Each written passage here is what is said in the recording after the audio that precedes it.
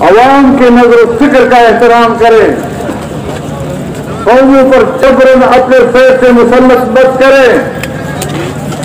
Trump نے اگر اعلان کیا تھا کہ امریکہ کا سفارتخانہ بیت المقدس میں کھلے گا، یہ بین الاقوامی اصول کے خلاف ہے۔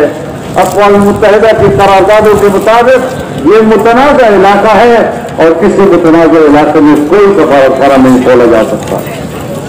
لہٰذا جو بائیڈن سب سے پہلے اس اعلان کو واپس لے کہ بیت المقدس میں امریکہ کا سفارتخانہ کھلے گا۔ اسرائیل کے جبری تسلط کے خاتمے اور فلسطینیوں کو اپنے سرزمین پر ان کا حق دینے کے لیے کردار ادا کرے۔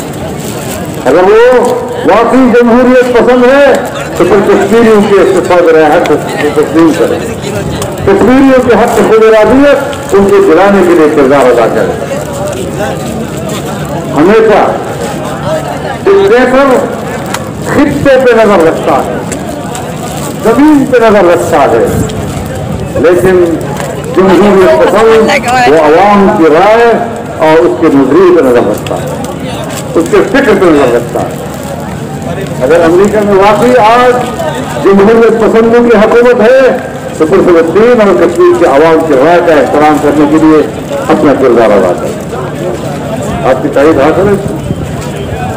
انشاءاللہ العزیز ہم اس نظریاتی موقف کو آگے لے کر جائیں گے اور انشاءاللہ العزیز فتح و کامرانی اللہ کی مدد سے امت مسلمہ فلسطین اور کشمیریوں سے ہوگی۔